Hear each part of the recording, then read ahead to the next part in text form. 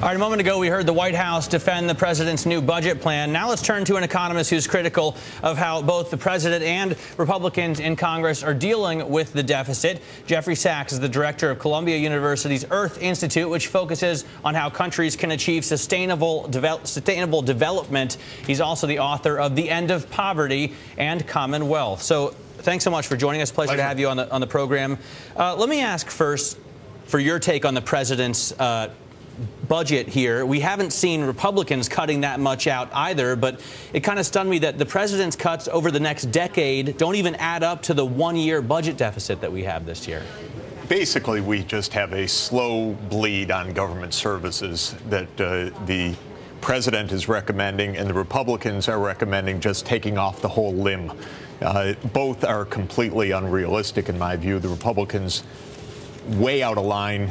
What they would do would be to basically destroy core government services. The president is reacting to that by doing something that just squeezes. And I find both of them very unrealistic. You know, the real story here is that in December, the Republicans and the White House agreed to give up $900 billion of revenues in the tax extensions, the extensions of the tax cuts. Then they turn around and say— You don't subscribe to the Laffer curve, I'm getting. You better believe I don't, because history has shown what nonsense it is. And then they turn around, having given up nearly $1 trillion of revenues over 2 years, and say, oh my God, we have a huge deficit we have to cut. So then you cut the help for the poorest communities in this country. You cut help for clean drinking water. You cut Army Corps of Engineers, which can't build the levees to protect cities like New Orleans. And what's happening with this country? We give up massive amounts at the top in tax cuts, and then we turn around and we squeeze the poorest of the poor. We cut grants for higher education in the same month that the president tells us that's key for our competitiveness. But I don't want to attack the president because, you know, he's flanked to the right by absolutely absurd ideas that would just take apart this country. But hang on, you think we should, though, continue then a lot of the federal spending at the levels we have it, but we need to raise taxes? Yes, of course. Of course. This is absurd what we're doing. The rich have had 20 years of the greatest boom in the history of this world. There's more wealth in this city than one could conceivably count. There are more billionaires. There are more people that have sheltered all their income. And we're turning around and we're just going to keep driving down the poorest of the poorest of the poor. And that's where we are. This is a game that's going to come to an end in a bad way.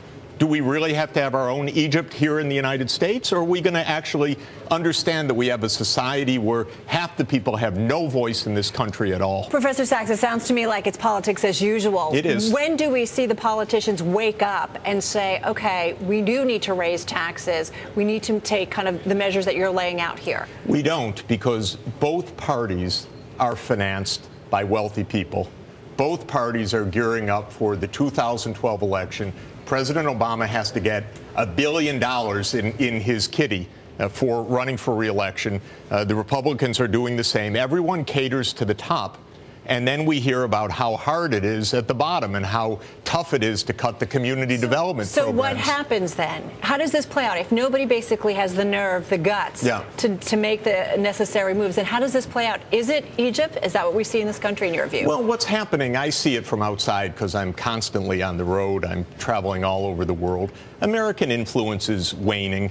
American infrastructure is deteriorating. American competitiveness is gradually declining. The president says all of these things, and he's right about it, but then he can't back up his own ideas with real money because there is no money in the account. So all that's happening is a gradual decline in the United States in power and competitiveness, in jobs for the poor, except at the top, everyone's fine because the world economy is actually booming. And if you're rich and you have a lot of money to invest, you're investing in China, you're investing in India, you're investing in other places. So our country has become two completely different countries. One is at the very top. Truly the haves and have-nots. Yes, and they run the politics. They finance the campaigns of both the Democrats and the Republicans. So these parties they're not quite indistinguishable, but they're both what we would normally call center-right parties. It's weird. We don't have a center-left party. We have no one talking about the poor in this country. Especially if we lived in France. then they would be. Well, not just France, anywhere in the world. Our politics is so odd right now because it's driven just by the top. And everyone else is wondering what's happening. Our streets aren't even being paved. We don't even have clean water anymore in our cities. Hang on a sec. We talk about, you say the Republicans want to cut off the limb, the Democrats are just squeezing out the blood, and I'm still shocked, maybe I haven't become as immune to the numbers yet, at a $3.7 trillion budget. I mean, it seems to me like a heck of a lot of money.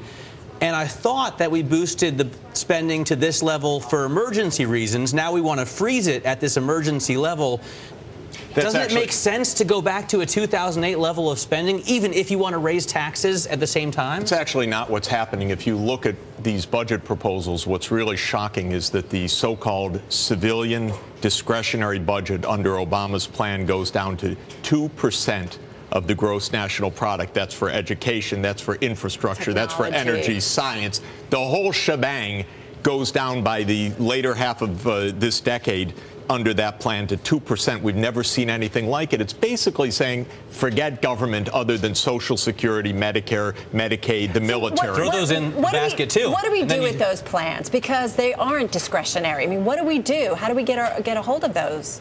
Or can we? What's happening is that serious problems in this world, like our energy instability, like the global food instability, like climate change, we don't even address in this country anymore. The Republicans systematically say that they don't even exist, those problems, and they have a reason for saying that. That's pure corporate vested interest. It's a game on their part, pure propaganda.